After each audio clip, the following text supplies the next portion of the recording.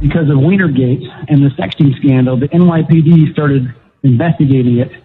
In yet another sexting scandal, Anthony Weiner is accused of more than just infidelity. He's accused of breaking the law, sexting with a 15-year-old. Sources tell News 4 the feds issued a subpoena for his cell phone records. Through a subpoena, through a warrant, they searched his laptop and sure enough found those 650,000 emails.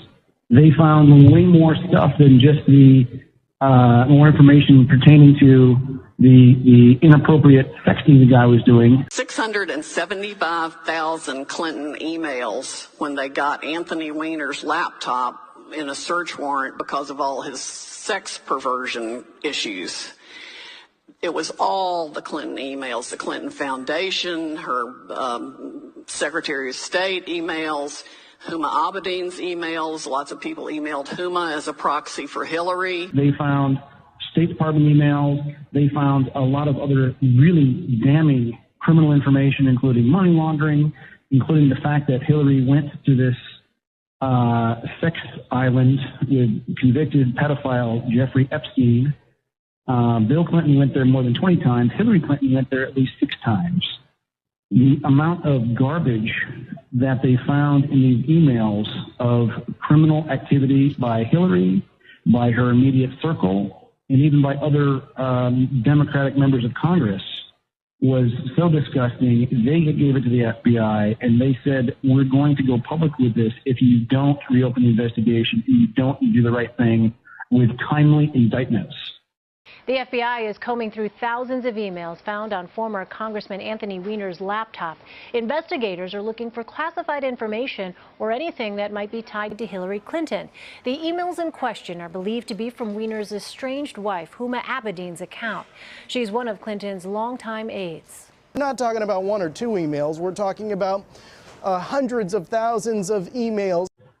NYPD was the first one to look at that laptop. I heard that the New York police officers who saw some of it, even though they're hardened investigators, literally had to go throw up. It's bad.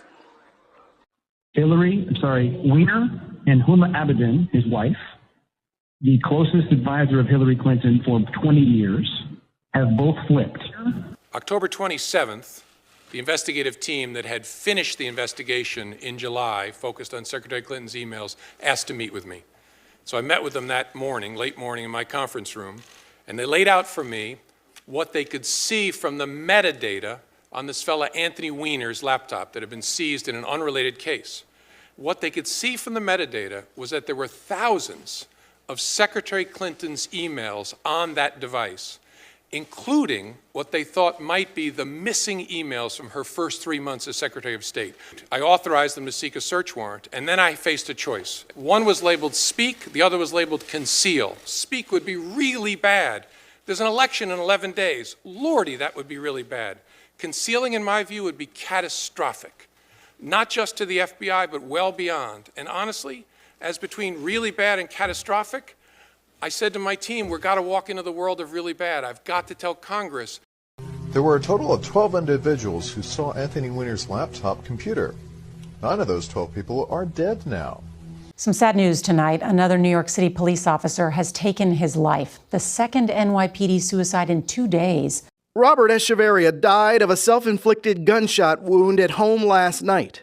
The 25-year veteran officer's suicide came a little more than 24 hours after a 35-year-old officer took his own life. Commissioner James O'Neill is still struggling with the news. You know, you think that, okay, this is going to be the last one, and last night I got a phone call, and I just it just almost knocked me down. It just took the wind right out of me. I just, what the hell's going on here? So far this year, there have been 9 NYPD suicides, 7 since June. Last year, there were a total of 4. We don't know why Nick did what he did.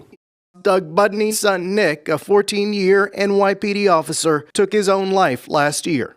I just think it was a bad last decision. Another NYPD officer has just died by suicide. It's the 10th suicide so far this year. News 4's Gus Rosendale is live at the site of the shooting in Queens. Gus, what can you tell us? Yes, Rana, that officer was pronounced dead at Queens General Hospital just a few minutes ago, and now a number of other officers are here trying to figure out exactly what happened. This is the scene at 178th and Union Turnpike in Utopia, Queens.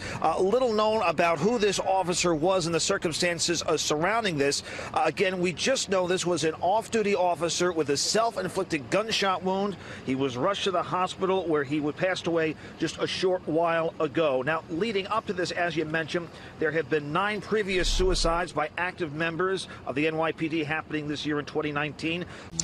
Now that is a strange coincidence. Anthony Weiner is alive. Weiner shared the laptop with his estranged wife, Huma Abedin, a close aide to Hillary Clinton since 2000. NYPD chief commits suicide 1 month before retiring, was directly involved in Anthony Weiner laptop computer evidence handling. A high-ranking New York City Police Department officer has died from an alleged self-inflicted gunshot wound to the head. Deputy Chief Stephen Silks was found in an unmarked patrol car wearing civilian clothes Wednesday evening, just 1 month before he would turn 63 and face mandatory retirement. He allegedly shot himself in the head, with the gun reportedly discovered beside him. He was very closely and heavily involved in the investigation of the laptop seized from the former Congressman Anthony Weiner, which allegedly held volumes of Hillary Clinton email evidence on it. A fellow officer told the New York Daily News that Silks was deeply committed to the job. Silks reportedly submitted his mandatory retirement paperwork the day before. Other sources, however, say that the deputy chief was heavily involved in the sex crimes investigations of former Democrat Congressman Anthony Weiner, and that the chief personally oversaw the evidence gathering from a laptop computer seized from Weiner in that investigation.